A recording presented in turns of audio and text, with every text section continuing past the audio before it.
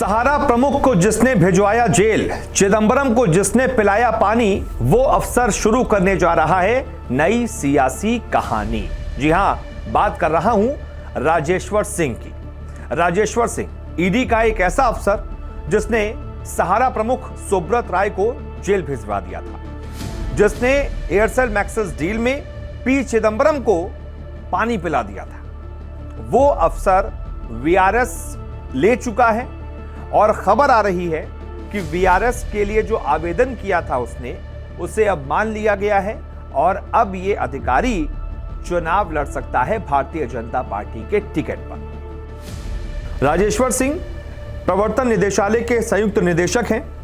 खबर आ रही है कि उनके वीआरएस के अनुरोध को विभाग ने स्वीकार कर लिया है। उन्होंने पिछले साल अगस्त में वीआरएस के लिए आवेदन किया था। ये राजेश्वर सिंह वही हैं जिन्होंने सहारा प्रमुख सुब्रत राय को हाउसिंग फाइनेंस के नाम पर लोगों से गैर कानूनी तरीके से 24,000 करोड़ लेने के आरोप में जेल भिजवा दिया था। वहीं एयरसेल मैक्सिस डील को हरी झंडी देने के लिए तब के वित्त मंत्री पी चिदंबरम को पानी पिला दिया था।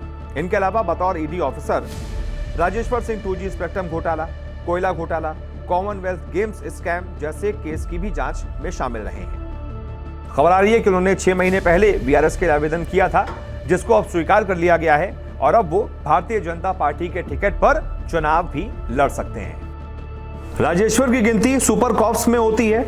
वो ईडी के लखनऊ जोन के संयुक्त निदेशक के रूप में कार्यरत थे। 2009 में यूपी पुलिस से प्रतिनियुक्ति पर वो ईडी में शामिल हुए थे। 2015 में स्थायी रूप से ईडी कैडर में उन्हें शामिल कर लिया गया था।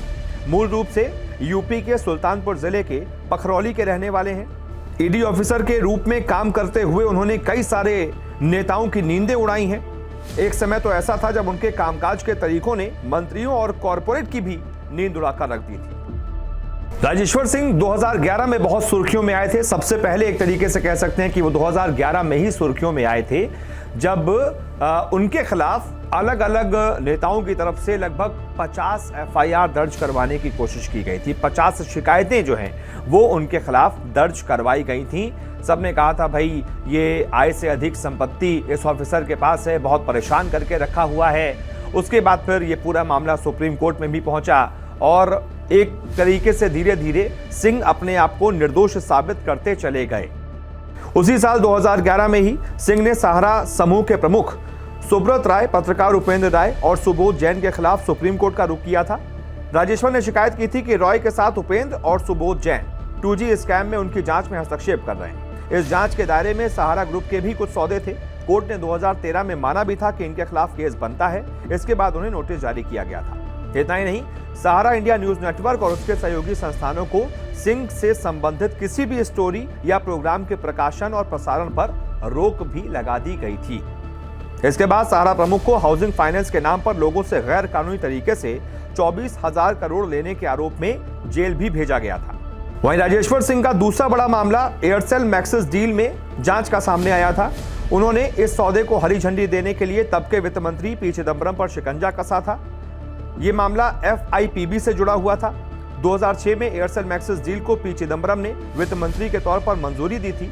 हालांकि आरोप है कि उनके पास तब 600 करोड़ रुपए तक के प्रोजेक्ट प्रपोजल को ही मंजूरी देने का अधिकार था और इस जांच का हिस्सा राजेश्वर सिंह भी थे।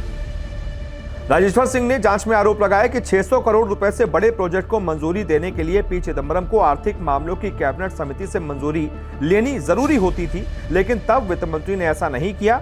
Aircel Maxis deal case 3500 crore की FDI को एक तरीके से उन्होंने मंजूरी दे दी थी, जो कि नियमों के खिलाफ थी। इसी वजह से उन पर केस बनता है।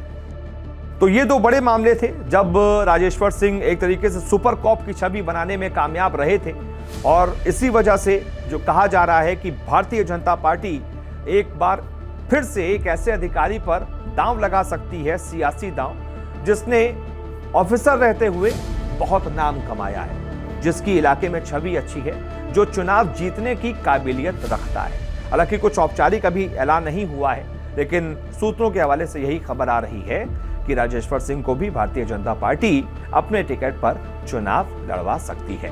बहुत बहुत शुक्रिया फिलहाल इस वीडियो को देखने के लिए। नमस्कार, मैं हूं मानक गुप्ता। अगर आपको हमारा ये वीडियो पसंद आया हो तो इसे लाइक और शेयर जरूर करें और हां, हमें सब्सक्राइब और फॉलो करना ना भूलें। ताकि आप देश और दुनिया की कोई खबर मिस ना करें। तो जुड़े रहिए हमारे साथ और देखते रहिए News 24।